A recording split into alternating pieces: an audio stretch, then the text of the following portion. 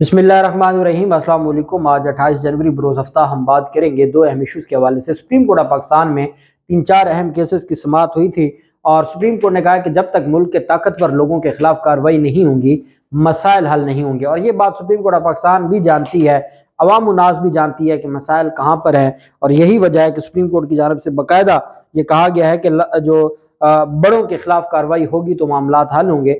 ساتھ عدالت نے یہ بھی کہا ہے کہ ریاستی اداروں کا یہ کام نہیں ہے کہ وہ کاروبار کریں، اور پولیس کو فنڈز کے حوالے سے پنجاب میں اور خیبر پختونخوا میں جس طریقے سے جو موجودہ نگران حکومت ہے وہ آئین اور قانون کی دھجیاں اڑاتے ہوئے، اور مصطفیٰ امپیکس کیس یہ تھا کہ آپ نے کوئی بھی فیصلہ کرنا ہے وہ کابینہ کی منظوری سے نہیں کرنا، اور انہوں نے کابینہ کے بننے سے پہلے تمام لوگوں کو ہٹا دیا، اکھاڑ پچھاڑ کر دی، اور اس پر کوئی پوچھنے والا نہیں ہے۔ تو اس کی تفصیل بھی میں آپ کے ساتھ شیئر کروں گا۔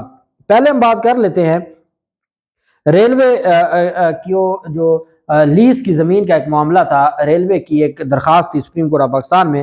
سپریم کورٹ آف پاکستان نے ریلوے کو روکا ہوا تھا کہ آپ نے اپنی زمینیں لیز پر کسی کو نہیں دینی۔ Railway supreme court of Pakistan پہنچا اور کہا جی کہ ہمیں جو اجازت دی جائے تاکہ ہم قانون کے مطابق زمینیں لیز پر دے سکیں۔ چیف جسٹس کی سربراہی میں 3 رکنی بینچ سماعت کر رہا تھا۔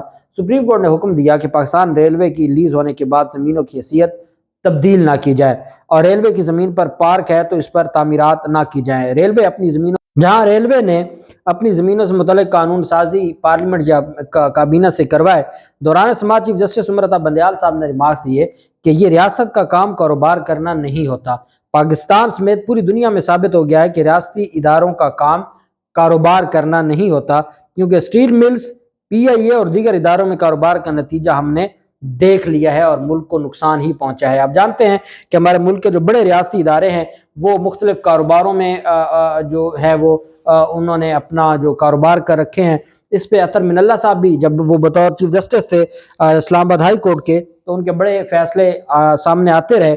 بہرحال اب عدالت کی جانب سے کہا گیا ہے کہ یہ دنیا میں جہاں بھی جس ملک کے ادارے نے کاروبار کیا اس نے نقصان ہی اٹھایا ہے، اور بھلے وہ کاروباری اچھا ہو جائے ادارہ، لیکن اس ادارے کا جو اپنا نظم و ضبط ہے وہ ڈسٹرب ہوتا ہے۔ چیف جسٹس آف پاکستان نے ریمارکس دیے کہ ریاستی ادارے اسی لیے خسارے میں ہیں کہ ان پر حد سے زیادہ بوجھ ڈال دیا ہے۔ کسی بھی ریاستی ادارے کو کاروبار کرنے سے پہلے پارلیمنٹ سے اجازت لینا ہوتی ہے۔ پاکستان ریلوے نے بزنس پلان بھی عدالت میں جمع کروا دیا۔ ایڈیشنل اٹارنی جنرل عامر رحمان نے عدالت کو بتایا کہ ریلوے کے پاس کل 1,59,000 سے زائد ایکڑ زمین ہے، جس میں سے 1,26,000 زمین آپریشنل مقاصد اور 16,742 ایکڑ زمین مستقبل کی پلاننگ کے لیے مختص ہے۔ عامر رحمان نے یہ بھی بتایا کہ ریلوے کی جو 9,985 ایکڑ زمین پر تجاوزات ہیں اور 10,750 ایکڑ زمین اس وقت لیز پر ہے۔ تقریباً 6,000 ایکڑ زمین کسی کے استعمال میں نہیں ہے۔ سپریم کورٹ کے لیز کی پابندی کے حکم کے بعد ریلوے کی 2.5 ارب روپے کی جو آمدن ہے جو لیز کی وجہ سے ہوتی ہے وہ رک گئی ہے۔ جسٹس زیاد الحسن صاحب نے استفسار کیا کہ پاکستان ریلوے کو سیلاب کے دوران کتنا نقصان پہنچا ہے۔ چیف جسٹس نے ریمارکس دیے کہ بزنس پلان میں ریلوے نے اپنی آمدن، اخراجات اور نقصان کی تفصیل نہیں دی۔ سیکرٹری ریلوے نے بتایا کہ عدالت اجازت دے تو طے کیا ہے کہ ہر پراپرٹی لیز کے بدلے ریلوے اپنا حصہ لے گا۔ چیف جسٹس نے ریمارکس دیے کہ لاہور کے دل میں متروکہ وقف املاک کی ایک پراپرٹی 500 روپے لیز پر لے کر کرایہ دار اس کا لاکھوں روپے کرایہ لے رہا ہے۔ جسٹس زیاد الحسن صاحب نے ریمارکس دیا کہ ریلوے لیز پر دی گئی زمینوں پر حصہ لینے سے ایک نیا پینڈورا باکس کھول رہا ہے۔ ایف بی آر کے اربوں روپے کے کیسز زیر التوا ہے اور معاونت صفر ہے۔ مقدمات کی عدم پیروی سے پرائیویٹ پارٹیز جیت جاتی ہے اور ملک کا نقصان ہوتا ہے۔ جسٹس زیاد الحسن صاحب نے مزید ریمارکس دیتے ہوئے کہا کہ ریلوے زمین فروخت کر کے نقصان پورا کرنا مسئلے کا حل نہیں، اور ریلوے عوامی زمین پر کاروبار کرنے لگا تو وہ سنبھلے گا نہیں۔ زمین پر سپریم کورٹ معاملات میں صرف تب مداخلت کرتی ہے جب عوامی اعتماد کو ٹھیس پہنچتا ہے، اور ریلوے کو اپنے بزنس پلان کے معاملے میں محتاط ہونا پڑے گا۔ ریلوے مارکیٹ کے حقائق کو نظر انداز نہیں کر سکتا اور تسلسل کے لیے ایک مؤثر نظام لانا ہوگا۔ جسٹس جمال خان مندوخیل نے ریمارکس دیا کہ ریلوے کاروبار کی بجائے اپنے اخراجات اور کھانا پینا کم کرے۔ ریاستی ادارے کاروبار کریں گے تو دوسرے کام میں مداخلت ہوتی ہے۔ سیکرٹری ریلوے نے کہا کہ پینشن کے اخراجات سے پاکستان ریلویز کی جان چھڑوا دیں، جس پر جسٹس اعجاز الحسن صاحب نے ریمارکس دیے کہ کیا اب ریلوے ہر چیز کے لیے عدالت آئے گا؟ پاکستان ریلوے اپنے لیگل ڈپارٹمنٹ سے رجوع کرے۔ اگر ایک انتہائی जो एक आला अफसर है, काबिल अफसर को अगर घी कंपनी चलाने का कहें तो वो कैसे चलाएगा। इसीलिए आपसे कह रहे हैं कि रेलवे कारोबार करने का तजर्बा नहीं रखता। एक पायलट को चेयरमैन पीआईए लगा दिया गया। जहाज उड़ाने और एयरलाइन चलाने में फर्क होता है।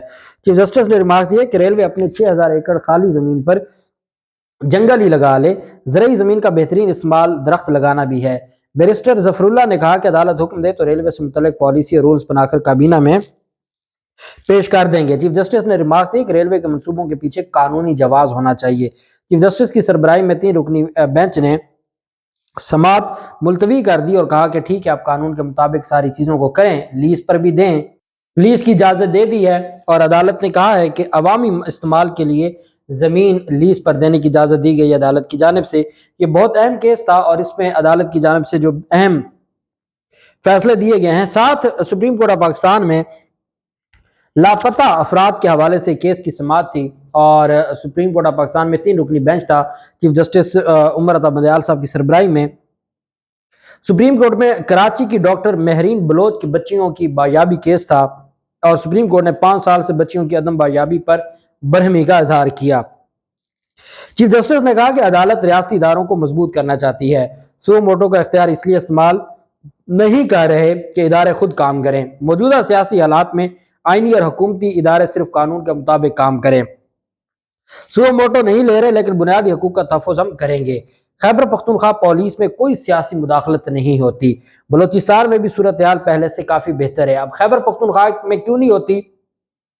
इमरान खान का जो वहाँ पे 8-9 साल का दौरे हुकूमत है, उसने खैबर पख्तूनख्वा पुलिस को पाकिस्तान की अच्छी पुलिस बना दिया है और वहाँ पर ये पहली खैबर पख्तूनख्वा पुलिस ऐसी है कि तमाम सूबों में जब ये करप्शन के हवाले से जो रिपोर्ट सामने आई तो वहाँ पर जो पुलिस है वो करप्शन में तीसरे नंबर पर थी। बाकी तमाम सूबों में जो पुलिस है वो करप्शन में पहले नंबर पर थी। तो ये इस चीज़ का सबूत है कि और ये सुप्रीम कोर्ट आज फरमा रही है कि केपीके में कोई सियासी मुदाखलत नहीं होती। बलोचिस्तान में भी सूरत हाल पहले से काफ़ी बेहतर है। पंजाब और सिंध को पुलिस मुदाखलत के मामले में बेहतरी करना होगी।